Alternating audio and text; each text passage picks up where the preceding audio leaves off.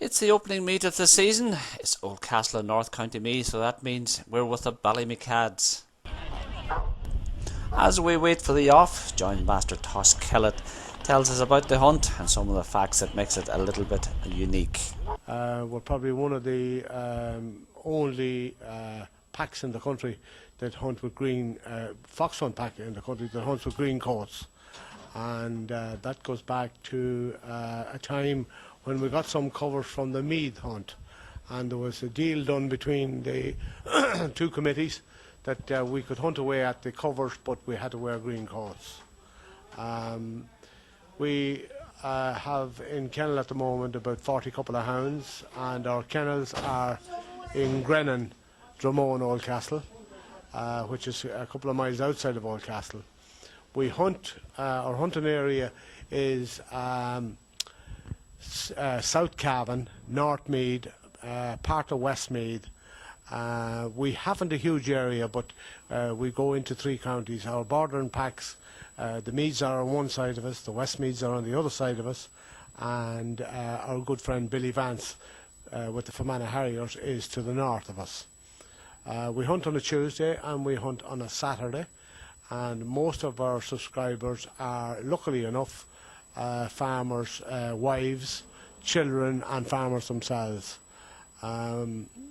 We hunt a very varied hunting area. We have stone walls in part of it, ditches, fly hedges, and in North Cavan we have an awful lot of wire and reps palings to contend with. So as well as that, tell us about the breeding policy. I know you're very much involved in that end of it. Well, the breeding of the hounds, we like every second year to bring in a couple of drafts of hounds. We're always looking for more drive in our hounds, and we're also always looking for good voice. Now, we've gone back to a pack that we've used quite a lot in the past called the Sillington, and we're still using some of their progeny. This year we hope to cover a couple of bitches with the stallion hound from the Corn hunt. But we're always looking to improve our hounds, and if you look at our hounds you'll see that they're a taller, quite slim hound. This is to get them over a lot of these reps palings. We'd hope that they can hit the top strand of a paling and vault over it. But we breed them for stamina and we breed them for voice, and voice is the main thing that we like, and good drive. So tell us a bit about as well. We know it's quite unusual the Donoghue family have such an association with the Ballymacads. Yeah, Kevin Donoghue is Kevin would be the fourth generation of Donoghues to hunt the hounds. His father hunted them, his grandfather Peter hunted them, and his I think he was a cousin of Peter's, Patsy hunted them. So Kevin, you can say, is the fourth generation of Donoghues to hunt the hounds. Barry was his father and he hunted them for a good lot of seasons. But Kevin is currently in his 13th season. And so did Kevin himself. Back here in Oldcastle, it's great to get back. The hounds are hunting well. We're after having a good autumn season. The young hounds are going well, and we have 17 couple of hounds out today, and we're looking forward to getting back.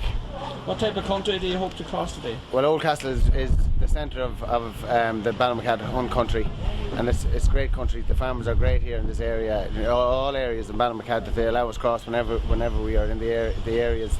And today we mainly jumped walls and ditches and banks, but it's mainly wall country, Oldcastle. So looking forward to get back into it. Always a very special day in the year as the huntsman leads his hounds and followers off in the first meet of the season.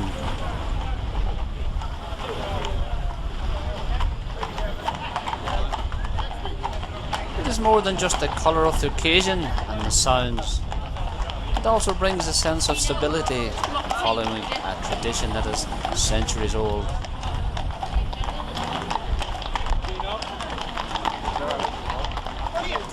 When the hunt leaves Oldcastle in faint sunlight, the weather forecast for torrential rain and gale force winds unfortunately materialises in spades.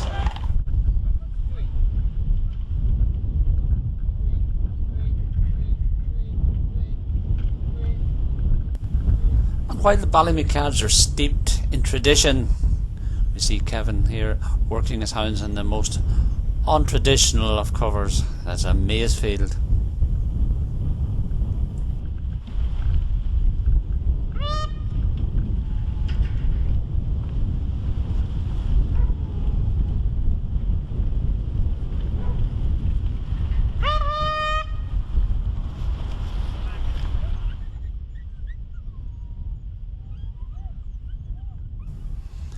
And as you can hear, the wind is really starting to howl, and it only gets worse.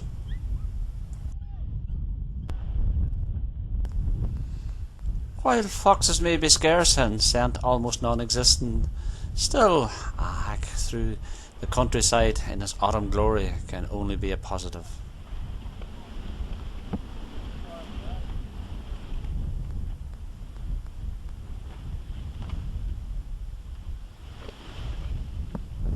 Still a bit early in the season. We need a little bit more encouragement here, but job done.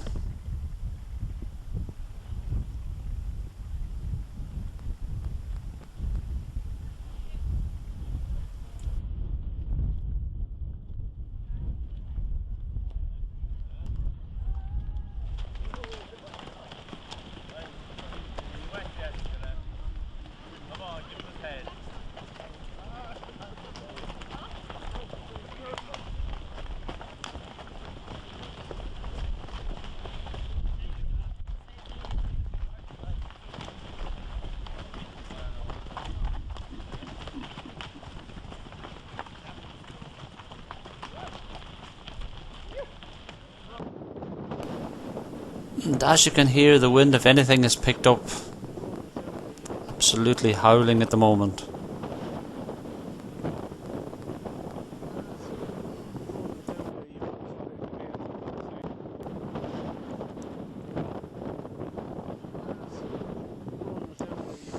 Keeping more than just a keen eye on proceedings, this is Keith Robinson. Keith, a native from the borders in Scotland. He's a terrier man, and also very, very involved in the breeding policy, also within the kennels.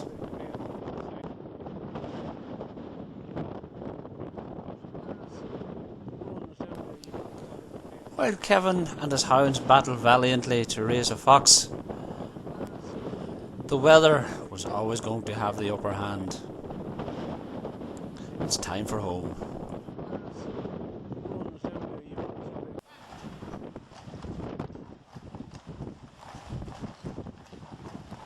And when everyone was back safe and sound, we had a word with Kevin. Kevin, you've had better days at the office. The weather wasn't kind to you, was it? Well, we had a tough day today. We were short on foxes and a little bit short of scent as well. So just it didn't go great. But these things happen. The weather must have been have a big effect on it. It was a really poor day. Yeah, the wind is very hard.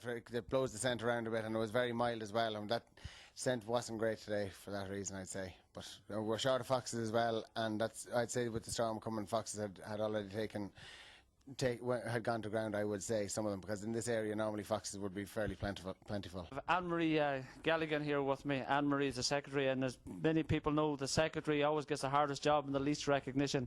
How long have you been secretary of the Ballymacads? About 10 years. Is it a labour of love? Definitely. What do you find is the most difficult job? Nothing too difficult. There's just plenty of work to do and plenty of money to collect and keep on people's cases for things, but not too bad as jobs go. So you look forward to it to come in the future, much more of it? Oh, year by year is enough. Before we leave the Ballymacads, we'll go back to Toskellet for a very important presentation. It's fantastic that the hunt can give something back to the community. I might add, actually, that this is only a series of cheques that the hunt has given to various societies.